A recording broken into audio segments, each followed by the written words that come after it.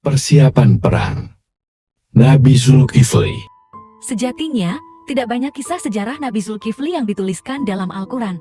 Tercatat, hanya 2 ayat yang terkait namanya, yakni pada surat Al-Anbiya ayat 85 serta surat Syah ayat 48. Ibnu Katsir dalam bukunya yang terkenal, Kisah Para Nabi dan Rasul, menempatkan Zulkifli pada urutan ke-12. Dia berada di bawah Nabi Ayub yang dikatakan adalah ayah dari Zulkifli. Meski demikian, masih ada silang pendapat di kalangan ulama terhadap status kenabian Zulkifli, seperti diungkapkan Ibnu Jarir dan Ibn Najim meriwayatkan dari Mujahid. Ia bukanlah seorang nabi, melainkan seorang yang saleh dan hakim yang adil. Begitu pula pandangan Muhammad bin Jarir al-Tabari. Ia menganggap Zulkifli adalah orang baik dan sabar yang selalu menolong kaumnya dan membela kebenaran, namun bukan seorang nabi. Akan tetapi, sebagian ulama dan fuqaha berpegang pada penjelasan Al-Quran akan Zulkifli. Ibnu Katsir menyatakan, sanjungan Al-Quran kepada Zulkifli bersamaan dengan para nabi yang lain, hal ini menunjukkan bahwa ia adalah seorang nabi, kata Ibnu Katsir. Dia adalah putra dari Nabi Ayub. Ibunya bernama Rahmah. Nama asli Zulkifli adalah Bashar-lah satu-satunya yang selamat dari runtuhan rumah yang menewaskan semua anak Nabi Ayub. Dia mewarisi sifat mulia ayahnya, yakni sabar, adil, dan teguh dalam pendirian. Dan ingatlah kisah Ismail, Idris, dan Zulkifli, semua mereka termasuk orang-orang yang sabar.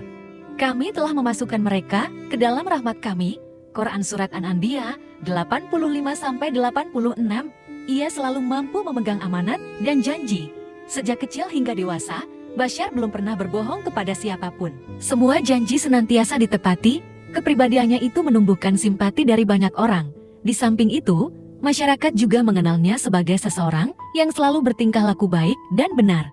Sikap dan pendiriannya tidak mudah goyah.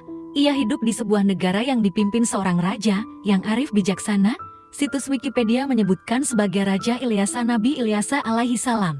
Adapun Ibnu Katsir menuliskan Raja Alyasa. Raja sudah berusia lanjut, setiap hari hatinya gelisah karena belum memiliki calon pengganti yang sesuai. Dia pun memutuskan mengadakan semacam sayembara. Suatu hari, Raja mengumpulkan rakyatnya. Dia bertanya, siapakah yang sanggup menerima 3 permintaanku, yakni sanggup berpuasa di siang hari, syalat di malam hari, dan berlaku sabar menahan amarah?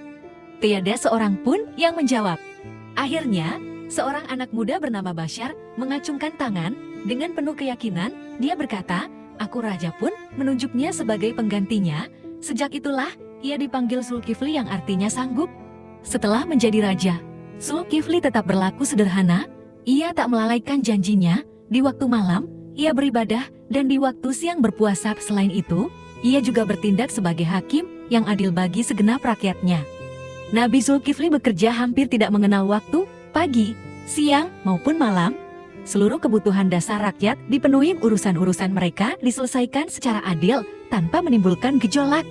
Namun, kondisi tak selamanya tenteram dan damai. Dikisahkan, suatu ketika terjadi pemberontakan dari yang durhaka kepada Allah. Raja Zulkifli memerintahkan prajurit dan rakyatnya untuk pergi ke medan tempur. Betapa terkejut melihat tak ada rakyatnya yang berani maju berperang. Mereka takut mati, mereka hanya mau berperang jika Zulkifli mendoakan kepada Allah agar Allah menjamin hidup mereka. Raja Zulkifli menyanggupi permintaan itu. Dia pun berdoa kepada Allah yang segera dijawab Allah Subhanahu wa Ta'ala. Aku telah mengetahui permintaan mereka dan aku mendengar doamu. Semua itu akan kukabulkan. Di bawah lindungan Allah, pasukan dan rakyat Raja Zulkifli menyongsong pertempuran. Kemenangan berhasil diraih sesuai janji Allah Subhanahu wa Ta'ala. Tak seorang pun dari mereka yang gugur. Wallahu alam. Like and share.